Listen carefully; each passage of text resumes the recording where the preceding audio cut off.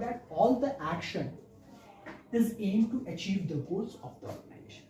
सारे ऑर्गेनाइजेशन में जितने डिपार्टमेंट है वो एक गोल जो ऑर्गेनाइजेशन का उस पर फोकस करें, अपना गोल ना बनाए, तो ही कोई भी ऑर्गेनाइजेशन ग्रो कर पाता है। इसी को हम लोग कहते हैं ensure the unity of action. अब तीसरा पॉइंट है कंटिन्यूअस फंक्शन।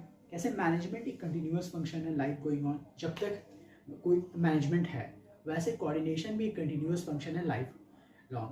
कैसे, जब जहाँ मैनेजमेंट का रोल आएगा वहाँ कोऑर्डिनेशन का भी रोल ज़रूरत पड़ेगा, तभी कोऑर्डिनेशन और मैनेजमेंट जब मिल के काम करते हैं तो ही कोई ऑर्गेनाइजेशन गोल अचीव हो पाता है। इसीलिए हम लोग कोऑर्डिनेशन को भी कंटिन्यूअस फंक्शन कहते हैं। It is the begins at the planning stage and continuous till controlling.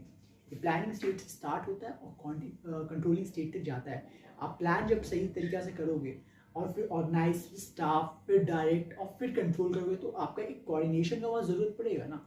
इसी को हम लोग कहते हैं कंटिन्यूअस फंक्शन। सिंपल।